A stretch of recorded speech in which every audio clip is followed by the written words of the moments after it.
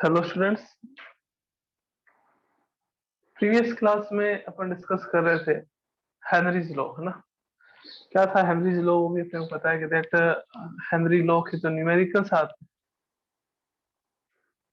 Henry's law, वो क्या थे के सॉरी वो क्या थे अपने पास, that P A is equals to K H X A. यहाँ पे हर एक टर्म को अपन आइडेंटिफाई करा था, that what is P A. P A is equals to partial pressure of gas pressure of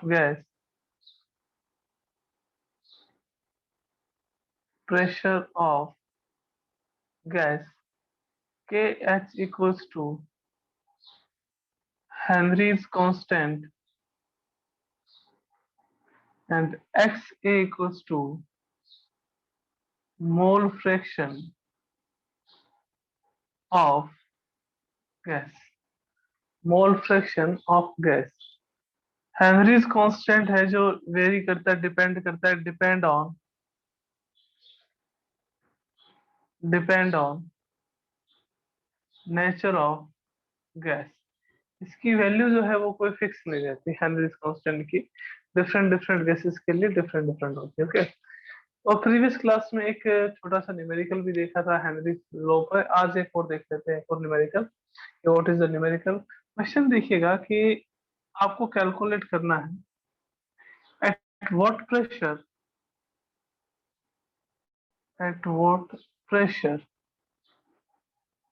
the solubility of oxygen, the solubility of oxygen in water is equals to 0.05 gram per liter if Henry's constant is equals to 36.56 किलोबार, है ना। आपके पास क्या calculate करना है, pressure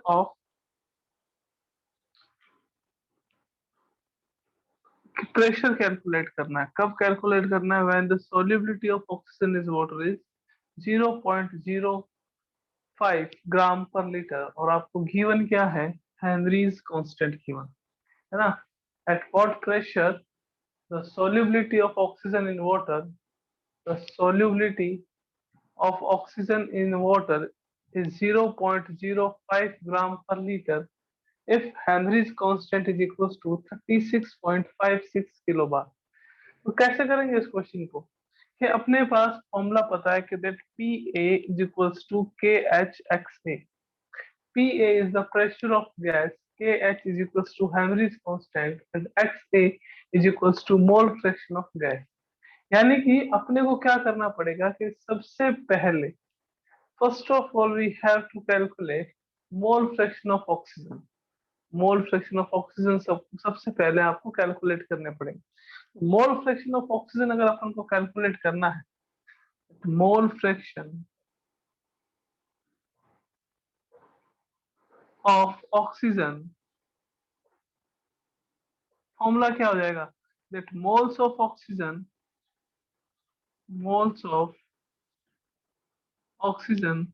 upon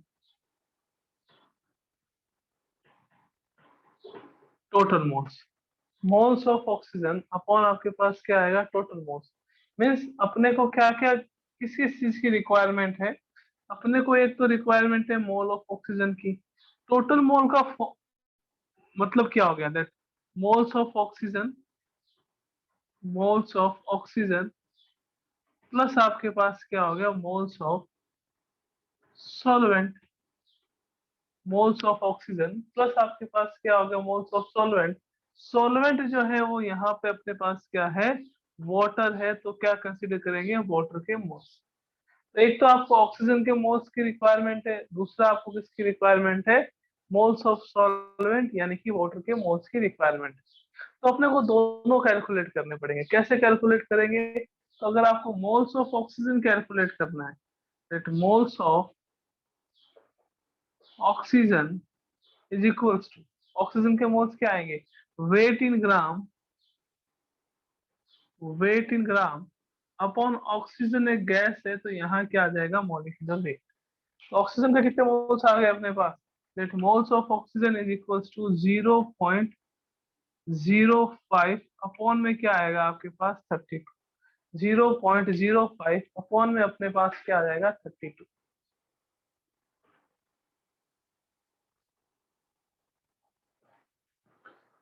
0.05 upon में अपने पास क्या आएगा 32। These are the moles of oxygen. अब आपको कैलकुलेट क्या करना है, moles of water, moles of water कितने आएंगे, मोल्स ऑफ वाटर तो देखिएगा पर लीटर है, ऑक्सीजन का अमाउंट कितना है 0.05 है।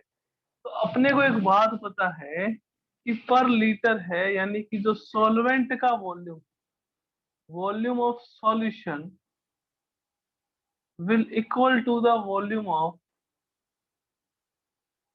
सॉल्वेंट। तो वॉल्यूम ऑफ सॉल्वेंट कितना होगा अपने पास, that volume of solvent is equals to 1 litre, और आपके पास क्या आ जाएगा 1000 ml। 1 लीटर और अपने पास क्या आ जाएगा 1000 ml। ये क्या आ गया, वॉल्यूम ऑफ सॉल्वेंट। आपको पूछे मास ऑफ सॉल्वेंट, तो mass of solvent is equals to कितना आएगा अपने पास 1000 ग्राम। अब कईयों के मन में क्वेश्चन आएगा कि सर ये 1000 ग्राम कैसे आया, तो अपने को पता है कि देखो मास का फॉर्मूला क्या होता है कि mass equals to density into volume, mass is equals to density into volume. और डेंसिटी जो वाटर की होती है वो कितनी होती है 1, वॉल्यूम कितना हो गया आपके पास 1000, तो मास कितना आ जाएगा अपने पास 1000 ग्राम। ये अपने पास आ गया मास। अब अपने को कैलकुलेट क्या करना है, मोल्स कैलकुलेट करना है। अब मैंने आपको बताया ही था कि अगर आपके पास 1 लीटर वाटर हो, है ना, तो 1 लीटर वाटर के जो मोल्स है वो हमेशा क्या रहते हैं 55.5। यहाँ पे क्या आ जाएगा आपके पास 55.5। मोल्स ऑफ वाटर कितना आएगा, वेट इन ग्राम वाटर का कितना है 1000, मॉलिक्यूलर वेट कितना है 18, तो आपके पास मोल्स ऑफ वाटर आ जाएगा 55.5। तो ये तो आ गए आपके पास मोल्स ऑफ ऑक्सीजन, ये आ गए आपके पास मोल्स ऑफ वाटर। आपको इन दोनों की वैल्यू से क्या कैलकुलेट करना है, इन दोनों की वैल्यू से अपन कैलकुलेट करेंगे मोल फ्रैक्शन ऑफ ऑक्सीजन। और मोल फ्रैक्शन ऑफ ऑक्सीजन की वैल्यू कैलकुलेट करके अपन इस फॉर्मूले में पुट कर देंगे, तो अपने पास क्या आ जाएगा प्रेशर ऑफ गैस। गिवन क्या था, ऑक्सीजन की सॉल्युबिलिटी गिवन थी ग्राम पर लीटर में। तो ग्राम पर लीटर का मीनिंग क्या होगा कि 1 लीटर में 0.05 ग्राम ऑक्सीजन इज प्रेजेंट। तो सबसे पहले अपने को क्या करना था, मोल फ्रैक्शन कैलकुलेट करना था। मोल फ्रैक्शन का फॉर्मूला क्या आता है, that moles of oxygen upon total moles. Total moles का मीनिंग क्या हो गया, moles of oxygen plus moles of solvent. Solvent means आपके पास क्या होगा यहाँ पे वाटर होगा। तो मोल्स ऑफ ऑक्सीजन क्या रहा, weight in gram upon molecular wait.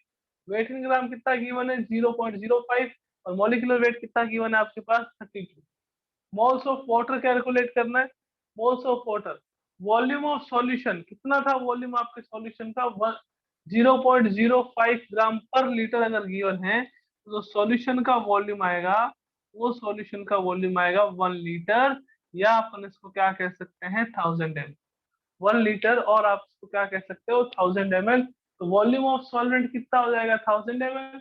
Mass of solvent 1000 gram कैसे आया, वो अपने पास एक फॉर्मूला था, that mass equals to density into volume. Mass कितना आया 1000 gram. Okay, moles of water calculate करना है 1000 अपॉन 18, 55.5 ये मोल्स आ गए आपके पास। मोल फ्रैक्शन का फॉर्मूला अप्लाई करना है, मोल फ्रैक्शन के फॉर्मूले में वैल्यू रख के अपने को क्या कैलकुलेट करना है, प्रेशर ऑफ गैस कैलकुलेट करना है। ओके, तो अगर समझ आ गया हो तो बच्चों को जल्दी से हैंड रेज कर दीजिए, फिर आगे चलते हैं नेक्स्ट पे। जल्दी से हैंड रेज कर दीजिए, क्लियर है तो फिर नेक्स्ट टॉपिक पे चलते हैं, है ना। दो टाइप के सॉल्यूशन हो गए अपने पास। फर्स्ट टाइप का सॉल्यूशन कौन सा था, solubility of solid in gas. और सेकंड नेक्स्ट टाइप का सॉल्यूशन कौन सा था अपने पास, solubility of liquid in, sorry gas in liquid. solubility of solid in liquid, solubility of gas in liquid. अब अपन डिस्कस करेंगे solubility of liquid in liquid, solubility of liquid in liquid. Henry's law की application थी, वो अपन ने discuss कर ली थी। क्या कहता है हेनरीज लॉ, है ना?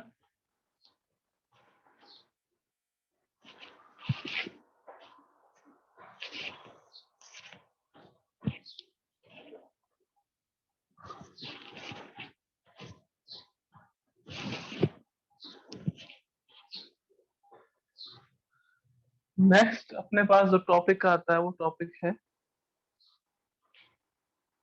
solubility of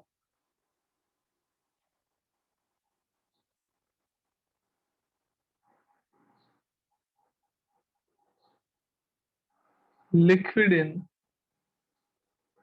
liquid. Next topic is solubility of liquid in liquid, यानी कि लिक्विड के अंदर लिक्विड का आपके पास सॉल्यूट और भी लिक्विड हो और सॉल्वेंट भी अपने पास क्या हो, लिक्विड। सॉल्यूट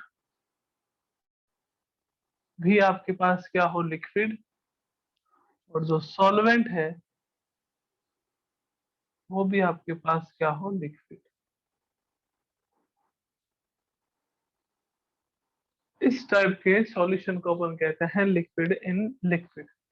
तो सबसे पहले दो तीन जनरल डेफिनेशंस हैं वो देखेंगे अपन। सबसे पहले अपने पास आता है that vapour pressure. Vapour pressure, that what is vapour pressure. Vapour pressure क्या होता है तो देखिएगा क्या होता है वेपर प्रेशर। अभी देख लेते हैं कि आपके पास इस कंटेनर में कोई लिक्विड सॉल्यूशन प्रेजेंट, कोई liquid solution present.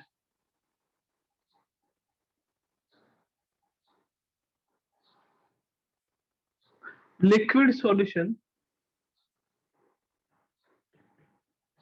A be present है, जहां पे आपके पास ए जो है वो सॉल्वेंट है और बी जो है वो आपके पास क्या है, सॉल्यूट। ओके, इस कंटेनर को अपन ने यहां से कवर कर रखा है जिसमें सॉल्यूशन प्रेजेंट है।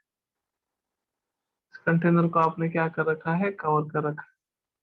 अब जैसे ही आप क्या करते हो, इसको हीट देते हो, टेम्परेचर देते हो, इसको गर्म करते हो, तो गर्म करने पर क्या होगा कि यहाँ पे वेपर का फॉर्मेशन होने लग जाएगा। इसका फॉर्मेशन होगा, यहाँ पे वेपर का फॉर्मेशन होगा। यहाँ पर किसका फॉर्मेशन होने लग जाएगा, वेपर का फॉर्मेशन। तो जब आपके पास लिक्विड स्टेट और गैसेस स्टेट एक दूसरे के साथ इक्विलिब्रियम में हो, उस कंडीशन में, उस कंडीशन में जो वेपर के मॉलिक्यूल्स हैं उनके द्वारा जो लिक्विड की सरफेस पर प्रेशर लगाया जाता है या लिक्विड के यूनिट एरिया पे जो फोर्स लगाया जाता है, उस फोर्स को अपन क्या कहते हैं, this force is known as vapour pressure. इस फोर्स को अपन क्या कहते हैं, वेपर प्रेशर कहते हैं। The force exerted by vapor on the surface of liquid is known as vapor pressure, या the pressure exerted by the molecules of vapor on the surface of any liquid is known as vapor pressure। इसको अपन क्या कहते हैं, vapour pressure कहते हैं। कौन कौन से फैक्टर जो है वो वेपर प्रेशर को अफेक्ट करते हैं, तो देखिएगा सबसे पहले अपने पास आएगा interaction between, interaction between solute and solvent। Interaction between solute and solvent. Interaction का मीनिंग क्या हुआ, इंटरेक्शन का मीनिंग यहाँ पे ये है कि जो आपके पास सोल्यूट और सॉल्वेंट के मॉलिक्यूल्स हैं उनके बीच में कितना स्ट्रॉन्ग और वीक अट्रैक्शन फोर्स प्रेजेंट है। जो सॉल्यूट और सॉल्वेंट है उनके बीच में कितना स्ट्रॉन्ग और वीक अट्रैक्शन फोर्स प्रेजेंट है, इसको अपन क्या कहते हैं, interaction between solute and solvent. अब देखिएगा क्या होगा, कि आपके पास सॉल्यूट और सॉल्वेंट के बीच में इंटरेक्शन की बात कर रहे हैं। अगर यहाँ पर जो आपके पास ए यानी कि जो सॉल्वेंट है और बी यानी कि जो सॉल्यूट है, इन दोनों के बीच में अगर बॉन्ड का फॉर्मेशन जो हो रहा है, वो बॉन्ड कौन सा बॉन्ड हो? Strong bond. कौन सा बॉन्ड हो आपके पास? अगर स्ट्रॉन्ग बॉन्ड हो, स्ट्रॉन्ग बॉन्ड होगा तो आपके पास उसका डिसोसिएशन जो है वो क्या होगा? कम होगा। अगर सॉल्यूट और सॉल्वेंट के बीच में अपने पास स्ट्रॉन्ग बॉन्ड प्रेजेंट है, स्ट्रॉन्ग बॉन्ड प्रेजेंट है, तो सॉल्यूट और सॉल्वेंट के बीच में स्ट्रॉन्ग बॉन्ड प्रेजेंट होने के कारण से इनका डिसोसिएशन भी क्या होगा? कम होगा। डिसोसिएशन अगर कम होगा तो जो वेपर का फॉर्मेशन है वो भी क्या होगा? कम होगा। और अगर वेपर का फॉर्मेशन कम होगा तो वेपर प्रेशर भी क्या होगा बच्चों? कम होगा। वेपर प्रेशर भी क्या होगा? कम होगा। तो पहला फैक्टर क्या है? Interaction between solute and solvent के पार्टिकल्स के बीच में जो आपके पास इंटरेक्शन हो रही है, इंटरेक्शन का मीनिंग क्या हो गया? दोनों के बीच में जो बॉन्ड का फॉर्मेशन हो रहा है उसको अपन क्या कहते हैं? यहाँ पे इंटरेक्शन कहते हैं। अब ये इंटरेक्शन यानी कि बॉन्ड का फॉर्मेशन जितना कितना स्ट्रॉन्ग है, कितना वीक है, उस पर डिपेंड करता है कि वेपर प्रेशर ज्यादा होगा या वेपर प्रेशर कम होगा। अगर आपके पास सॉल्यूट और सॉल्वेंट के बीच में यानी कि इस ए और बी के बीच में जो बॉन्ड का फॉर्मेशन हो रहा है, जो बॉन्ड का फॉर्मेशन हो रहा है, वो बॉन्ड अगर एक वीक बॉन्ड है, वो बॉन्ड अगर आपके पास कौन सा बॉन्ड है? Weak bond. तो वीक बॉन्ड होने के कारण से डिसोसिएशन जो है सॉल्यूट का, डिसोसिएशन जो किसका है? सॉल्यूट का, वो क्या होगा? ज्यादा। डिसोसिएशन ज्यादा होगा तो आपके पास वेपर का फॉर्मेशन भी क्या होगा? ज्यादा होगा। और वेपर प्रेशर भी क्या हो जाएगी? आपके पास ज्यादा हो जाएगी। तो फर्स्ट फैक्टर अपने पास ये आता है कि जो सॉल्यूट और सॉल्वेंट के बीच में अट्रैक्शन फोर्स है वो कितना ज्यादा स्ट्रॉन्ग है और कितना ज्यादा वीक है। क्योंकि यहाँ पे आपने जो सॉल्यूशन लिया है उसमें ए आपके पास सॉल्वेंट, बी आपके पास सॉल्यूट। अगर इन दोनों के बीच में बॉन्ड वीक होगा तो वेपर का फॉर्मेशन ज्यादा होगा, और जितना ज्यादा वेपर बनेगा उतना ही ज्यादा वेपर प्रेशर होगा।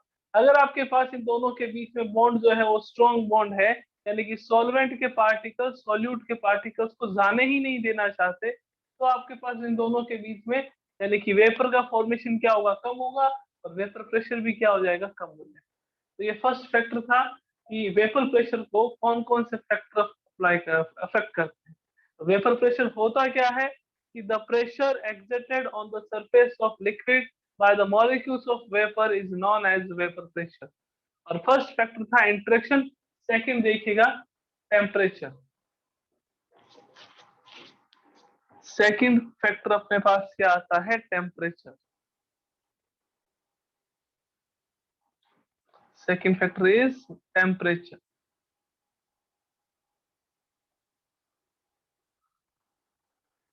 कि सर टेम्परेचर कैसे इफेक्ट करता है? देखिएगा टेम्परेचर कैसे इफेक्ट करता है। तो अगर आप किसी भी सॉल्यूशन के लिए टेम्परेचर को इंक्रीज करते हो, टेम्परेचर को क्या करते हैं? अगर इंक्रीज करते हैं तो क्या होगा कि जो बॉन्ड का फॉर्मेशन था किसके बीच में? सोल्यूट और सॉल्वेंट के बीच में, वो बॉन्ड क्या होगा? ब्रेक होगा, डिसोशिएट होगा।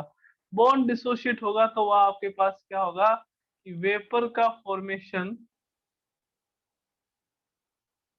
का जो फॉर्मेशन है वो ज्यादा होगा, और वेपर प्रेशर भी क्या होगा आपके पास? ज्यादा। मीन्स टेम्परेचर जैसे जैसे इंक्रीज करेंगे किसी भी सॉल्यूशन के लिए तो वेपर का फॉर्मेशन क्या होगा? ज्यादा होगा। और बॉन्ड जितना स्ट्रॉन्ग होगा वेपर का फॉर्मेशन कम होगा। बॉन्ड अगर वीक हो जाएगा तो वेपर का प्रेशर भी क्या हो जाएगा? ज्यादा हो जाएगा, है ना। तो temperature as we increase the temperature of any solution then vapour pressure is increases, because on increasing temperature the bond between solute and solvent is dissociated। First introduction, second आपके पास टेम्परेचर। क्लियर है तो जल्दी से एक बार hand raise कर दीजिए, फिर अपन चलते हैं आगे नेक्स्ट टॉपिक।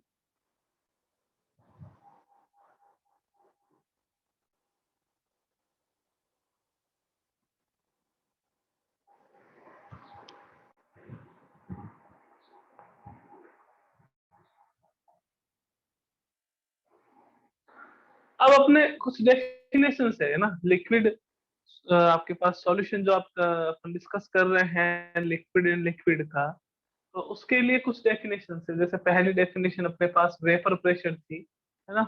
वेपर प्रेशर में वेपर प्रेशर क्या होता है, what are the factor affecting vapour pressure. ऐसे ही अपन नेक्स्ट डेफिनेशन भी देखेंगे, that what is the partial pressure, what is the partial pressure and what is the Dalton's law of partial pressure, है ना। वैसे ये 11th की बातें हैं, 11th में अपन ने करी थी कि what is partial pressure and what is Dalton's law of partial pressure. अभी दोबारा डिस्कस कर लेते हैं।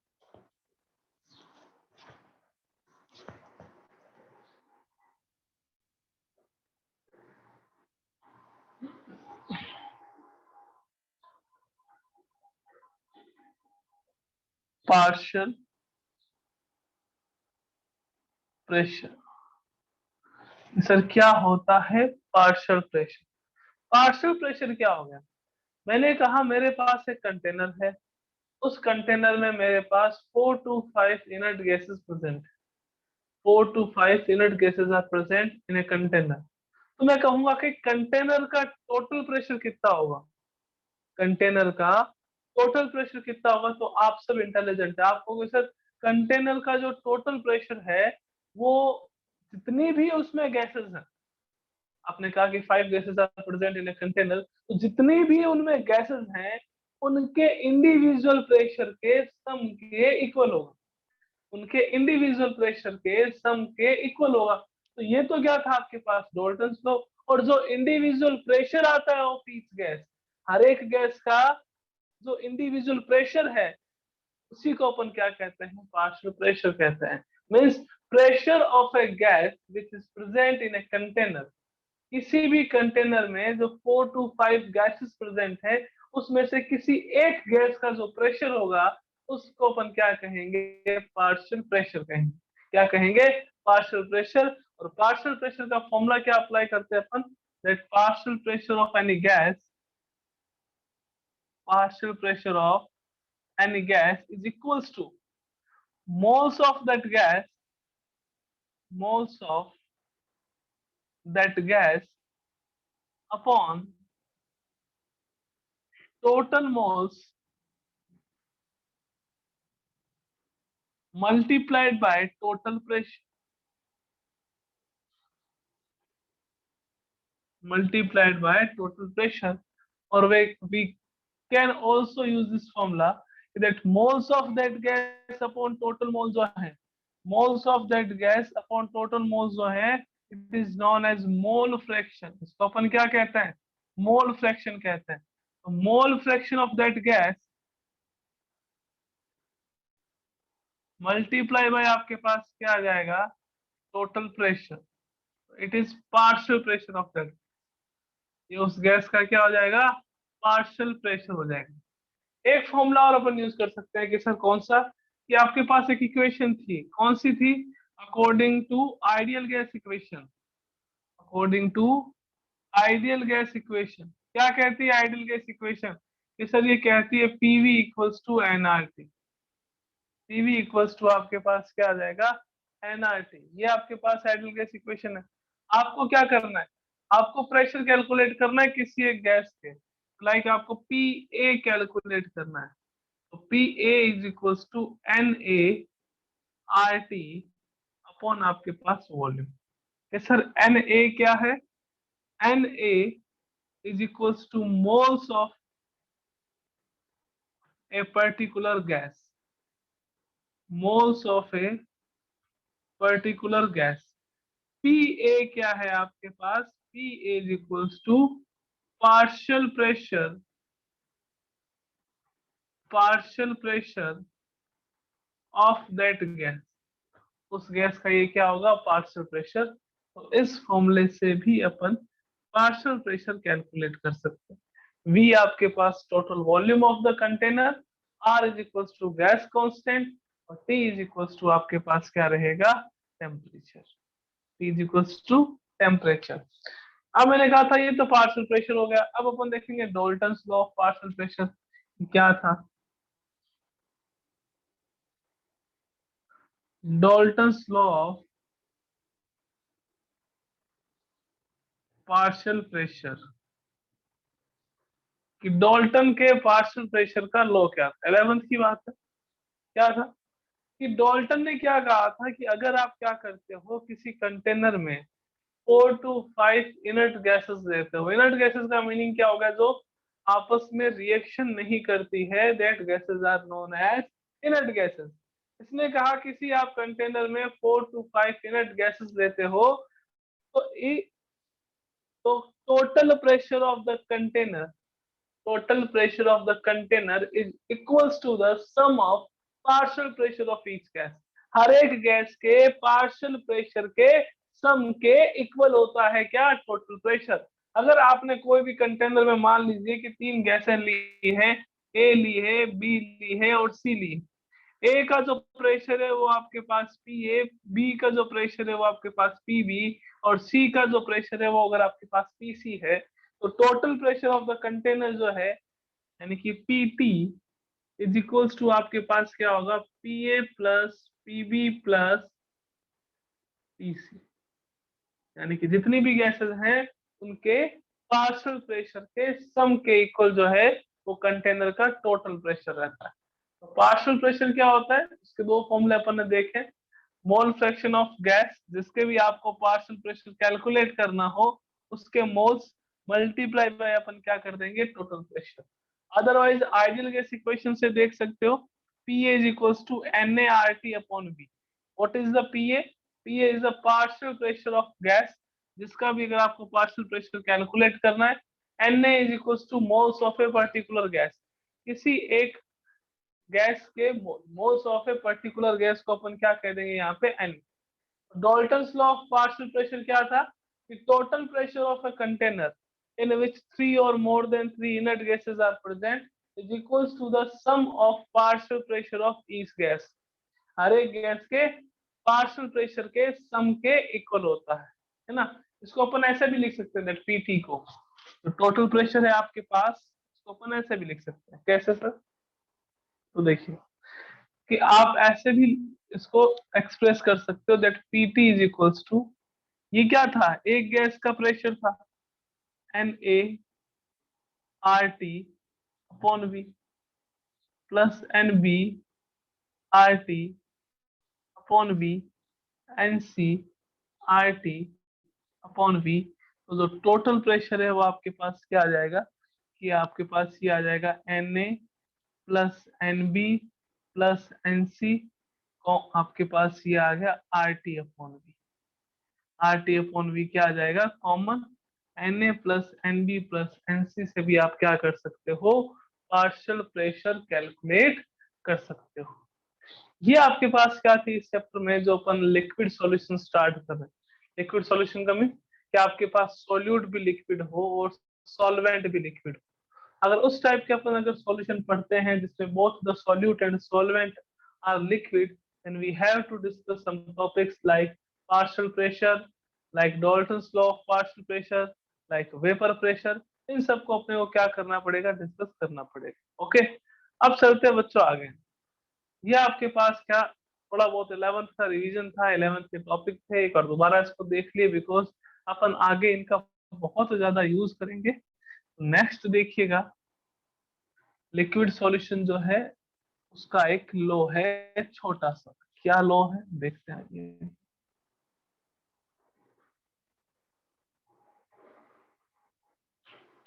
Raoult's law.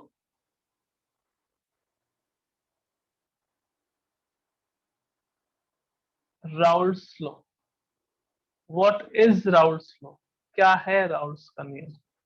राउल्ट ने क्या कहा कि किसी भी सॉल्यूशन में कितने भी कंपोनेंट भले प्रेजेंट हो, हर एक कंपोनेंट का जो पार्शियल वेपर प्रेशर जो होता है, हर एक कंपोनेंट का पार्शियल वेपर प्रेशर जो होता है वो किसी गिवन टेम्परेचर पर उस कंपोनेंट के मोल फ्रैक्शन के डायरेक्टली प्रोपोर्शन होता है। इसे एक बार दोबारा बोल दो। According to this law, the partial pressure of partial vapor pressure of any component at given temperature is directly proportional to the mole fraction of that component. कि जैसे आपके पास कोई सॉल्यूशन है, उस सॉल्यूशन में दो कंपोनेंट प्रेजेंट है, first is a और सेकंड इज बी। फर्स्ट यानी कि जो ए है उसको अपन कौन सा कंसीडर करेंगे, सॉल्वेंट, और सेकंड जो है उसको अपन कौन सा कंसीडर करेंगे, सोल्यूट। तो क्या कहता है राहुल कि according to this law the partial vapour pressure of any component, यानी कि जो पी ए है वो डायरेक्टली प्रोपोर्शन होगा किसके, मोल फ्रैक्शन ऑफ ए के। किसके डायरेक्टली प्रोपोर्शन होगा, मोल फ्रैक्शन ऑफ ए के। जो पार्शियल वेपर प्रेशर है कंपोनेंट का यानी कि पीबी, वो डायरेक्टली प्रोपोर्शन होगा किसके, एक्स बी के। किसके डायरेक्टली प्रोपोर्शन होगा, एक्स बी के। ये क्या था आपके पास, राउल्ट्स लॉ। राउल्ट ने क्या कहा कि किसी भी सॉल्यूशन में जितने भी कंपोनेंट हैं उनका पार्शियल वेपर प्रेशर जो है वो उस कंपोनेंट के मोल फ्रैक्शन के डायरेक्टली प्रोपोर्शन होता है। The partial vapour pressure of A component at any given temperature is directly proportional to the mole fraction of that component. Means अपन ने यहाँ पे क्या करा, पहले Pa लिखा, Pa is directly proportional to the XA, फिर क्या लिखा, Pb लिखा, Pb, B for solute, Pb is directly proportional to the, क्या आ गया अपने पास, Xb आ गया। और बच्चों आपको पता है कि जैसे ही डायरेक्टली प्रोपोर्शनल का या इनवर्सली प्रोपोर्शनल का साइन हटाते हैं तो कुछ ना कुछ क्या आता है यहाँ पे, कांस्टेंट आता है। तो P A is equals to क्या हो गया, P A not x A, और P B is equals to क्या हो गया आपके पास, P B is equals to P B not x B.